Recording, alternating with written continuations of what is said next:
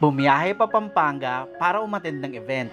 Nangalam sa styling, natulog sa gitna ng mall because it's World Sleep Day. But seriously, nowadays with our busy lifestyle, nasasakripisyo na natin yung maayos na tulog, kakahabol ng deadlines, without realizing na nagsasuffer na ang overall health natin. And as the host would say, Sleep affects everything. So the mood, productivity, health, and even the decision making. Right? So when we sleep better, we think better. So when we think better, we live better. So that's why today is not just about the mattresses, it is also about improving the everyday life.